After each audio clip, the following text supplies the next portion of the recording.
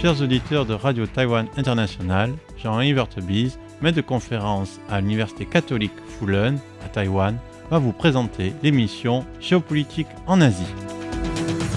Pour ce nouveau podcast de notre émission Géopolitique en Asie, nous allons relater, nous allons expliquer, nous allons analyser un événement international qui est très important. Par cela, nous ne voulons pas mentionner, ce sera l'objet de la prochaine émission, sans aucun doute, nous ne voulons pas mentionner la visite de Xi Jinping en Russie, la visite de 2 jours, donc le renforcement des liens entre la Chine et la Russie et le nouveau, on va dire, la nouvelle approfondissement de l'amitié sans limite entre la Chine et la Russie. Nous voulons parler d'une série d'activités diplomatiques qui concernent un autre dirigeant d'une autre grande puissance asiatique, à savoir la visite du Premier ministre japonais Kishida dans différents pays à l'international et une série de rencontres avec des dirigeants de haut plan qui structurent, qui montrent une nouvelle facette du Japon et une nouvelle, on va dire, un nouveau chapitre de la présence à l'international du Premier ministre Kishida. Donc, je rappelle, on l'avait évoqué dans certaines émissions, que Kishida, le Premier ministre Kishida, est du même parti de Shinzo Abe. On sait que Shinzo Abe avait été extrêmement important pour le Japon et pour l'intégration du Japon dans la structure indo-pacifique. D'ailleurs, c'est lui qui avait lancé le terme, c'est lui qui véritablement avait initié toute cette série de négociations, de relations diplomatiques avec l'Inde et les relations entre Narendra Modi et Shinzo Abe déplaçaient le simple cadre diplomatique. Il y avait une véritable relation de confiance. Narendra Modi s'était déplacé pour les funérailles de Shinzo Abe, avait exprimé ses condoléances au cours de après cet événement tragique pour le Japon et du fait de l'importance, du poids de Shinzo Abe, on avait évoqué dans une autre émission des doutes et des hésitations quant à la capacité de Kishida, qui était aussi au plus bas dans les sondages il y a quelques mois au Japon. Donc sa capacité à véritablement embrayer, à véritablement continuer l'œuvre de Shinzo Abe et à présenter quelque chose qui soit aussi cohérent et aussi clair que la position de Shinzo Abe. Alors, on avait dit, ce qui a été dit, c'est que Shinzo Abe était beaucoup plus direct et beaucoup plus, on va dire, dans la géopolitique, alors que Kishida était plus un pragmatique qui cherchait d'abord, avant tout, à résoudre des questions économiques. Mais ce qu'on voit, ce qu'on va montrer, cette série de déplacements internationaux et de rencontres qu'on va analyser, qu'on va évoquer, c'est que Kishida lui-même, maintenant, a défini sa doctrine, et sa doctrine géopolitique pour le Japon, et que la feuille de route semble maintenant assez claire et assez structurée. Alors, le premier événement qui concerne le Japon de Kishida, en termes diplomatiques, c'est la rencontre avec le dirigeant sud-coréen.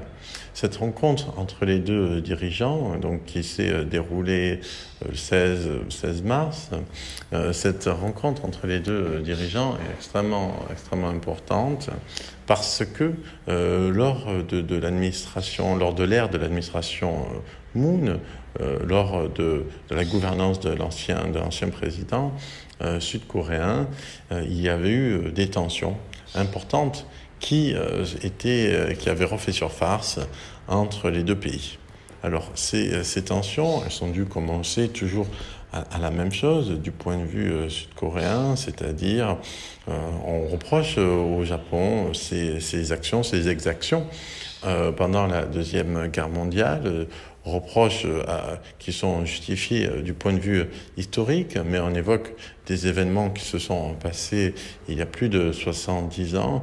et sur lesquels le Japon, quoi qu'on en dise, s'est excusé à différentes reprises. Et avant la présidence Moon, il y avait eu un accord extrêmement important qui avait été signé avec un certain montant des réparations pour les crimes de guerre et notamment pour ce qu'on appelle les femmes de réconfort, c'est-à-dire la prostitution des Sud-Coréennes par l'armée japonaise. Alors c'est un ensemble de frictions durant la présidence Moon qui a compliqué les relations, qui a tendu les relations entre les deux pays et qui a pris ensuite une tournure économique avec une série de restrictions bilatérales. Et ce qui est très très important, c'est que maintenant, la rencontre entre Yoon en Corée du Sud et Kishida du Japon a permis de lever ces sanctions économiques, lever des sanctions sur les échanges économiques entre les deux pays, et en même temps avec aussi l'affirmation d'une nouvelle étape franchie dans la communication entre les deux pays en ce qui concerne l'intelligence militaire, puisque les deux pays sont la cible directe de la Corée du Nord, qui s'arme à grande vitesse et qui semble maintenant pourvu d'un arsenal multidimensionnel, balistique, voire nucléaire. Donc ça, c'est le premier événement qui concerne l'activité diplomatique de Kishida à l'international, un événement important puisque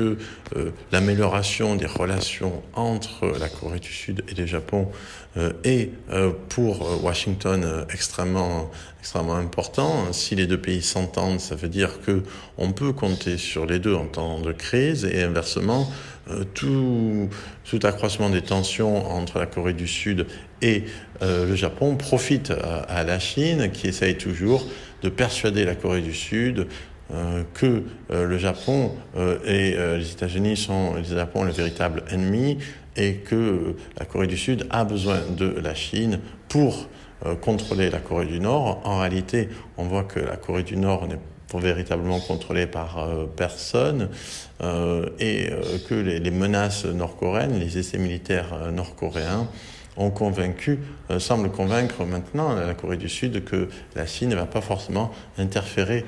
à sa faveur. Ça, c'est le premier élément. Le deuxième élément, concernant l'activité diplomatique récente de Kishida, Premier ministre japonais, sa visite éclair le 20 mars en Inde, où il a rencontré Narendra Modi. Donc, comme on avait dit, cette visite du Premier ministre se place dans le cadre des relations extrêmement fortes qui avaient été nouées entre Modi et Shinzo Abe. Elle se place aussi évidemment dans le cadre des relations, de la structure indo-pacifique, même si cette visite éclair n'était pas prévue à l'agenda et constitue en fait un événement qui doit être lié à ce qui va se passer dans quelques temps. Et toute cette série en fait d'activités diplomatiques est liée à cela, à savoir que en mai 2023, il y aura le G7, et ce G7 sera organisé par le Japon et il aura lieu à Hiroshima. Donc le fait que le G7 sera organisé par le Japon, le fait qu'il aura lieu à Hiroshima, est extrêmement symbolique, extrêmement fort, étant donné le climat d'inquiétude nouvelle quant à la possibilité d'une guerre nucléaire du fait des menaces récurrentes, voilées de la Russie, quant à la possibilité d'usage de son arsenal militaire, et celui-ci est évoqué de façon directe et tout à fait décomplexé, comme on dit dans les médias russes, certains médias qui parlent d'utiliser la bombe nucléaire pour raser Paris ou Londres. C'est quelque chose qui arrive fréquemment et à chaque fois en réaction à l'aide de ces capitales par rapport à l'Ukraine. On sait que Narendra Modi, il a adopté une position qui est une position, on va dire, plus ambivalente par rapport à cette situation, et Kishida, sans doute, voulait le sonder avant le G7. Ensuite, le dernier élément, c'est évidemment le 21 mars, Kishida s'est rendu, visite surprise, à Kiev. C'était le dernier dirigeant du G7 à ne pas encore avoir rencontré Zelensky, à ne pas même être allé à Kiev, donc la visite était nécessaire de ce point de vue avant le G7, mais surtout elle est évidemment hautement symbolique puisqu'elle se produit au même moment où Xi Jinping était en Russie. Donc, et de plus, Kishida a remarqué, a noté, a déploré les atrocités commises par la Russie à Boutcha. Il était à Boutcha, il s'est rendu à Boutcha. Et ça, par là, on a un contraste saisissant entre, d'un côté, Kishida et Zelensky, qui déplore les morts et les atrocités de Boutcha, et de l'autre, Xi Jinping, souriant avec Vladimir Poutine et parlant de paix et de propositions de paix au moment où la Russie continue de bombarder l'Ukraine. Cet aspect de la question, c'est quelque chose dont nous allons parler la semaine prochaine, à savoir la visite de Xi Jinping en Russie. C'était Jean Evertebise dans son émission Géopolitique en Asie pour RTI.